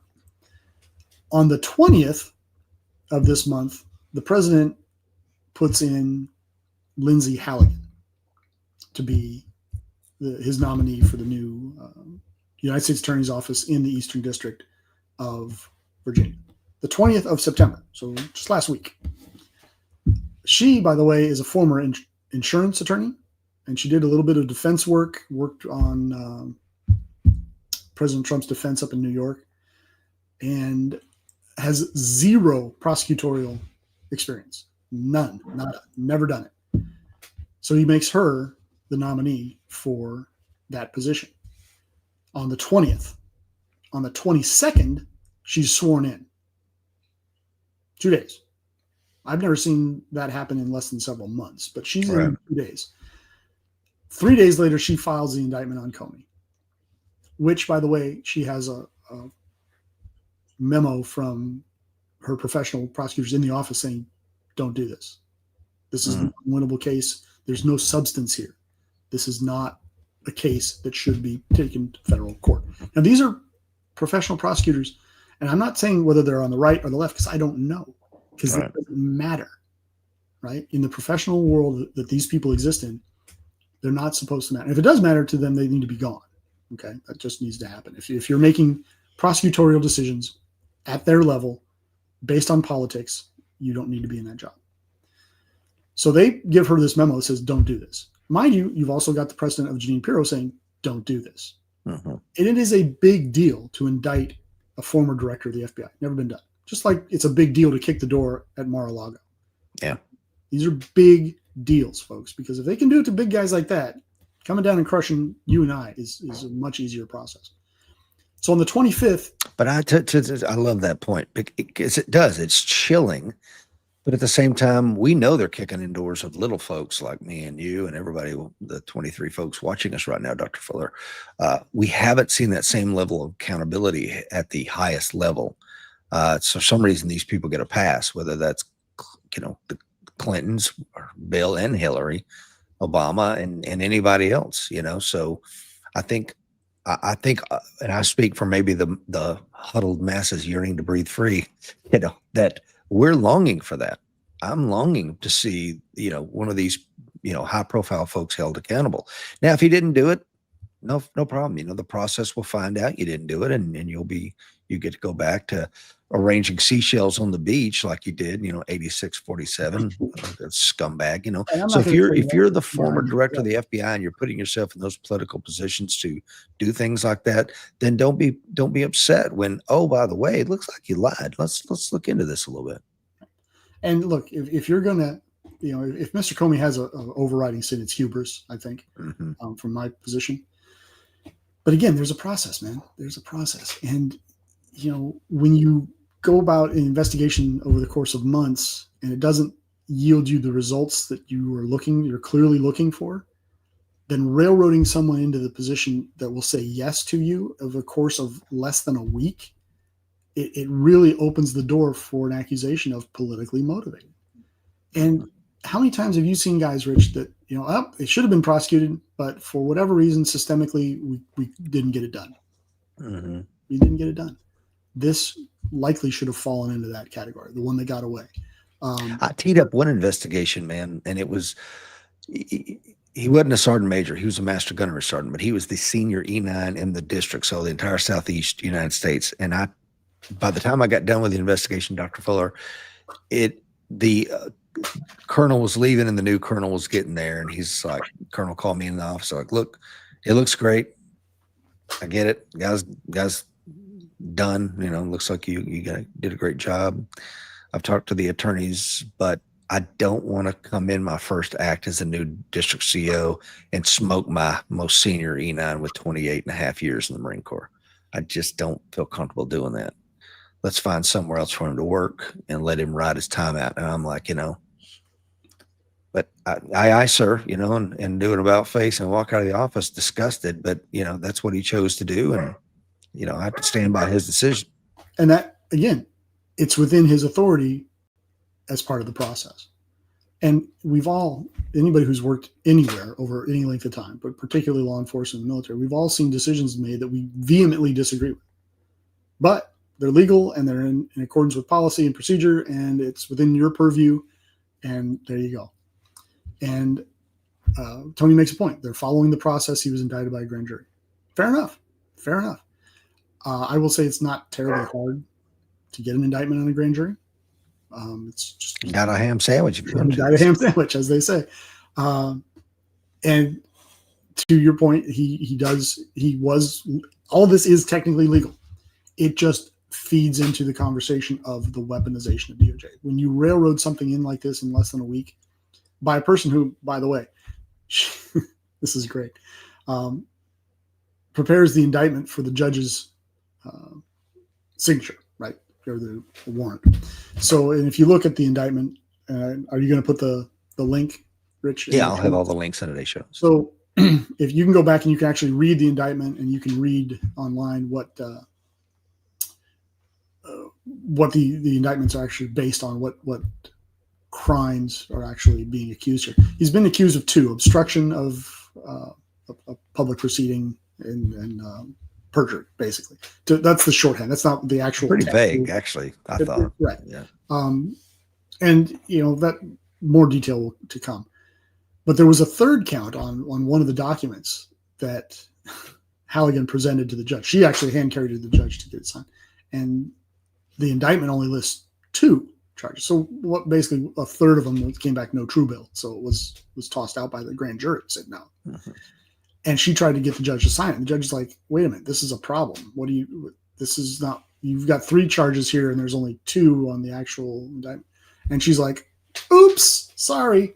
And just kind of displaying her ignorance of the system and how things are supposed to be done, which, it's a little worrisome to me. Not the first time that sort of thing has happened, but it feeds into that narrative of political retribution, of I don't like Jim Comey, so I'm going to use the full weight of the United States Attorney's Office and the Department of Justice to crush him. Now, Comey's already come out and said, good, I'm not guilty, let's have a trial.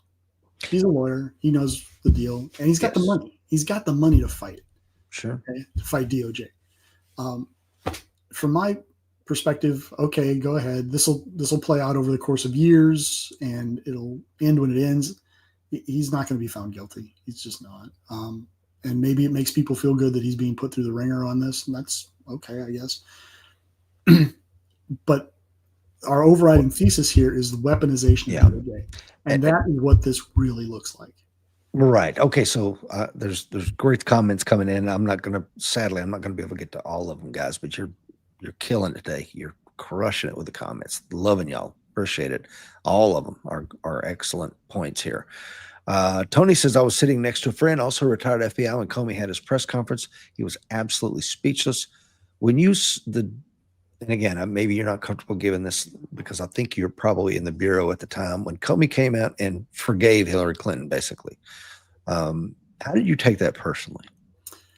I disagreed with it. And I will tell you, and we've talked about this on the show before, after that decision was made, Director Comey made a point of going out to all the field offices and basically having a conversation about what that decision, he was very good about showing up at the field offices. Mm-hmm. Matter of fact, when he was fired, he was in the Los Angeles field office having a meeting there with, the rabble like myself. So comes down and he has a conversation. He says, look, this is why I did what I did. And I found it rather hubristic, because he basically said, I made the announcement that Hillary Clinton would not be prosecuted or should not be prosecuted so that the Attorney General wouldn't have to make it. And he didn't want the Attorney General to make it. This is the logic that he presented to me. I know. You can agree with it, disagree with it, but I'm just kind of telling you what happened. And that was the same Attorney General who had a meeting with Bill Clinton on the airport and the tarmac, and caused all kinds of problems. And there was a real concern, and I thought this was a legitimate concern, that she was overly connected with the Clintons. And so if she had come out and said, we're not going to prosecute Hillary Clinton, that it would have been a problem. Okay, I buy that. What I don't buy is the need for the director of the FBI, therefore, to carry her water. Exactly. She made the decision to be publicly linked with the Clintons. The role of the FBI is to present the case to the United States Attorney's Office. They are then charged with looking at the merits of the case, looking at the potentially applicable laws, and making prosecutorial decisions as to whether or not to go forward or not.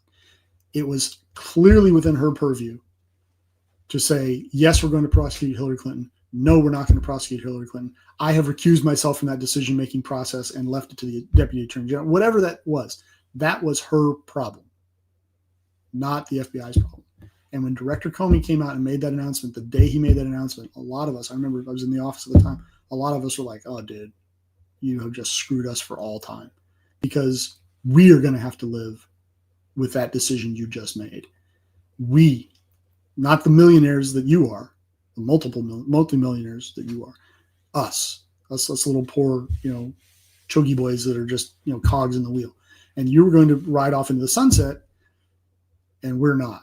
And that was, to me, a colossally bad decision. Now, I will say that in that I didn't have all the information at my fingertips that he did. So maybe there was reasons that were hidden from us that he made those decisions. I don't know. I'm not going to try and make that excuse. What I am going to say is I disagreed with that decision at the time. And I think the reasons I disagreed with that at the time are playing themselves out to this day. Yeah. Director Comey rose to fame by, standing up against, who was it that he stood up against? He was Deputy Attorney General, and somebody from the White House came, it was Rumsfeld, I think, this came in and wanted permission for enhanced interrogation techniques, and he said he wouldn't do it. And he became kind of a darling to both sides by saying, no, this is the law, and I'm not going to collapse under the pressure of the White House. And everybody's like, yeah, all right, good for you. I think that fed into a hubristic personality trait, where he really honestly believes that, he is a bigger fish than perhaps he should be, or actually is. And I think that feeds into putting up seashells on a beach and continue to talk when perhaps you shouldn't. There are multiple living former directors of the FBI. Where are they? Exactly. You don't hear from them. No. You haven't heard boo from Chris Wray. You haven't heard boo from Mueller. Louis Freeh's getting a little older. He had a bad car wreck a few years ago, so he's kind of down for the count, I think. But Mr. Comey insists on continuing to inject himself into the public discourse, and that is a problem. There's a price for that admission. You want to jump into the arena, it's not going to be without consequences. And especially with this president. Yeah. This president, go back 40 years, you can find interviews where he's like, yes, I'm very thin-skinned. And he's proven that over and over again. Well, and my brother has a great point here. Jeff, thank you for being on this one. It says Trump went lightly on many of the people who were trying to go after him. He paid for that leniency with attack after attack on him. He's mad, and it shows. Right. And from my position, I don't want a president who's that emotional making decisions. Look, That's true.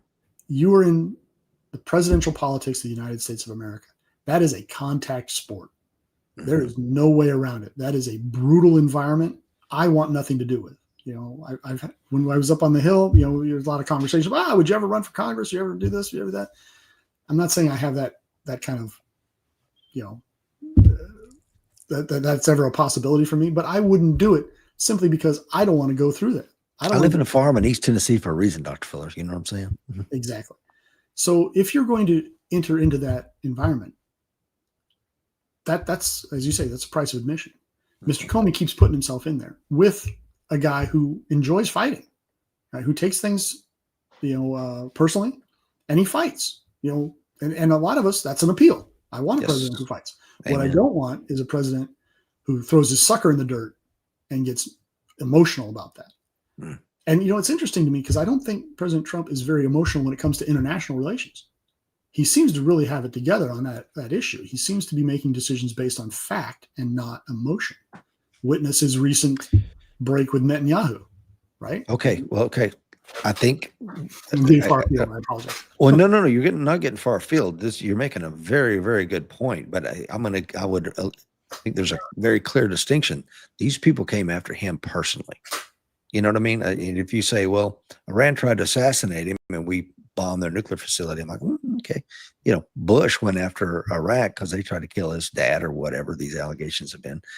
So I think had they kicked in my door and, my wife and family were disrupted and you're trying to put me in prison for the rest of my life and you're trying to take $500 million of money from me where there's no crime, the company that lent him the money was happy that they got their money back. I mean, there was no, and you're doing this to me?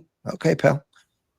Roger that. And, but we've been on here for an hour and 42 minutes, and I think we've covered a lot of stuff. And of course, we left a lot of meat on the table. But I want to throw H's comment to you, and maybe this is be a great place to close it up. It says, what is your solution to clean out the far left politicized institution of the FBI? Then let's hear it. I would like to hear Dr. Fuller's solution to purge the agency without using weaponization.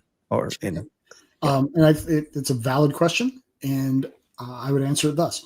One, you have to stop with the assumption that the entire FBI is left politicized or right politicized. Are there individuals that have political views? Absolutely. You have to then apply the process.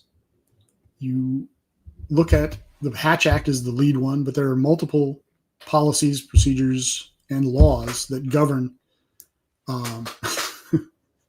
I appreciate that, Rich Brown or Jeff Brown, but that's not likely to happen anytime soon. There are processes by which you can hammer people for that, and you should. Okay, and I don't think you'll find anybody in the FBI that will argue against it. There are people in each FBI office called the Chief Division Counsel, and those people are responsible for interpreting the laws and the policies for the individual agents within the organization and to provide training on that topic in each individual office, each field office. And the Hatch Act is a constant drumbeat in the background. So you cannot bring your political viewpoints into the office.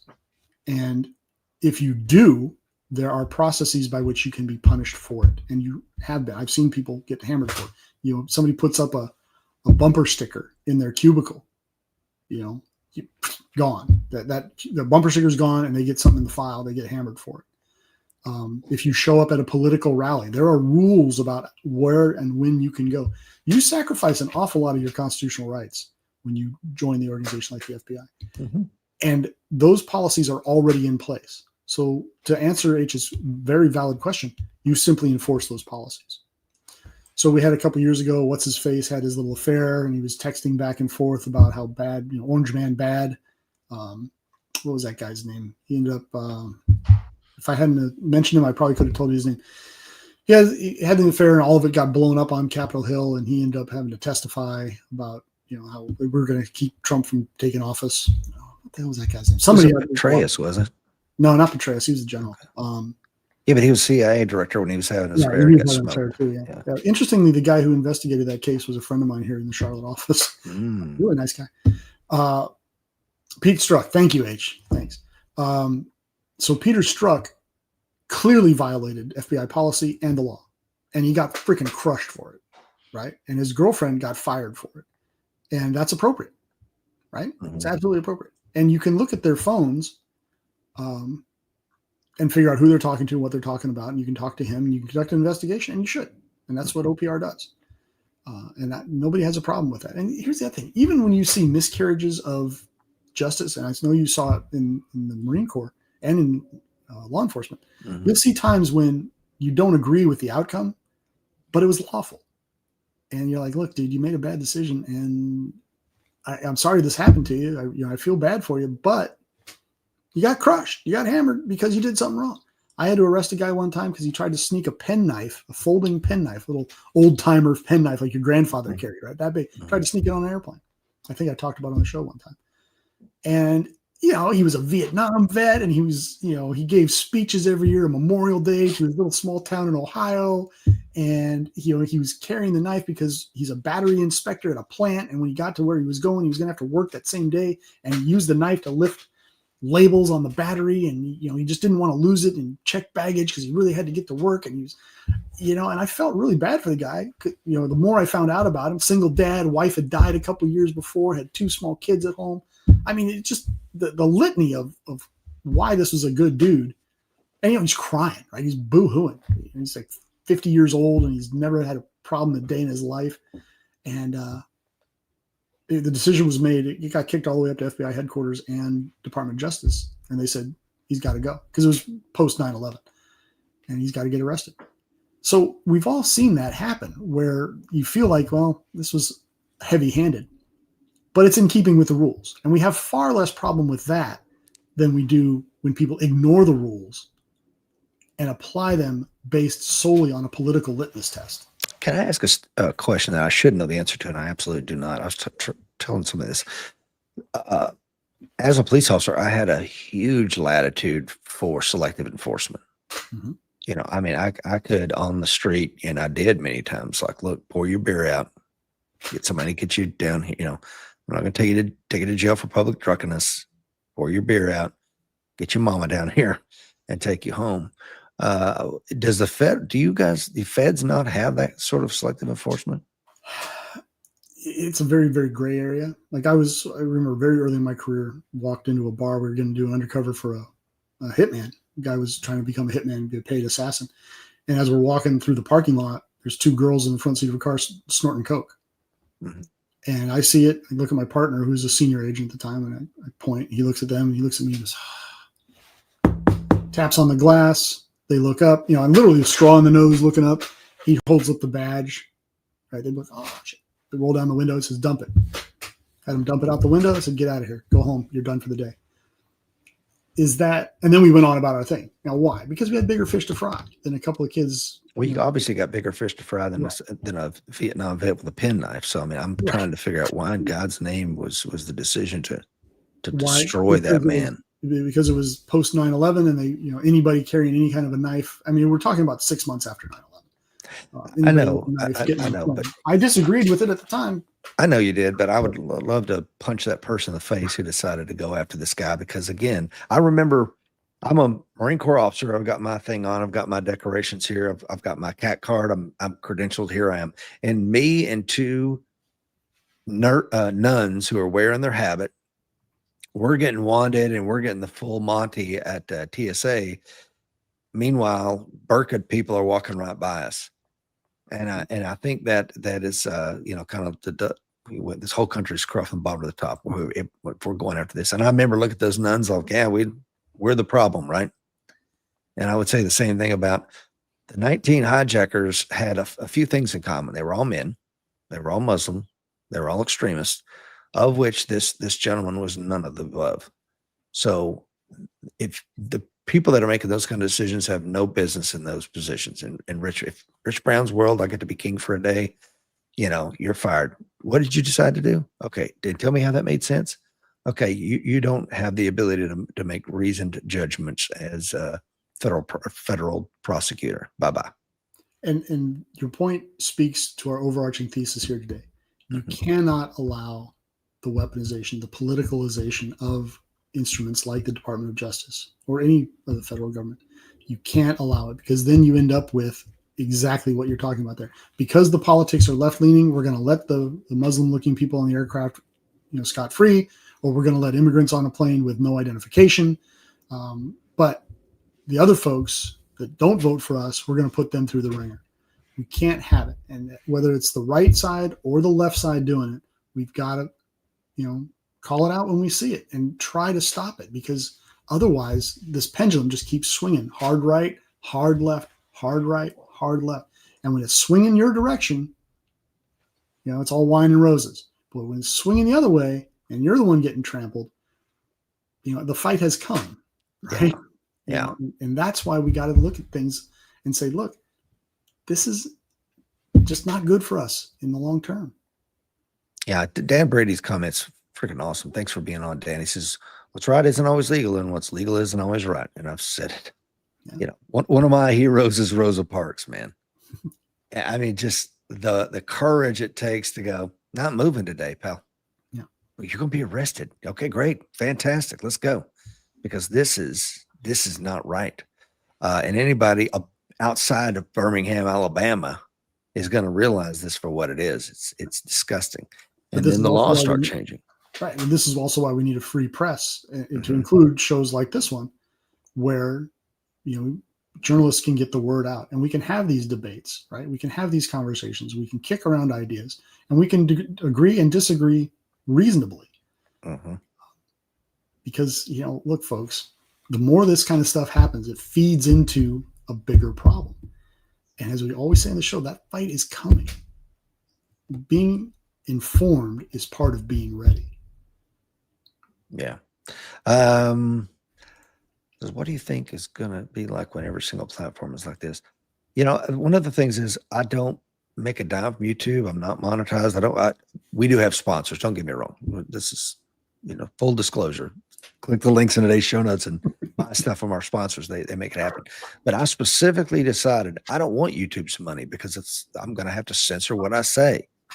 It becomes a control point. Yeah, he was unalived by the guy that unalived her. Can't even say killer. You can't say murder. I'm not interested in that. We're gonna call balls and strikes. That's what Dr. Fuller and I do. And if you enjoy this content, share it with somebody else. But I don't want any of YouTube's money, because I'm not going to do the censorship. So I'm going to say what I say, and Dr. Fuller will as well. And that's why I have him on here, because I respect his opinion, even when we don't agree. We can agree to disagree in a respectful manner, and I think by interacting with each other, we kind of help polish each other's ideas on things. So Michael Gentili says, excellent discussion and information. I guess I'll let you lead us out, Dr. Fuller, in any way you want to close the show, my friend. Hey, look, weaponization and the perception thereof is largely based on where you sit, right? So where you stand is where you sit. But my argument is always be informed, right? Do your own research, check the links that Rich is going to provide you, and feed off of those to other links, find the information, and keep an open mind when you do it, because being informed is part of preparation, and the fight is coming. Be ready.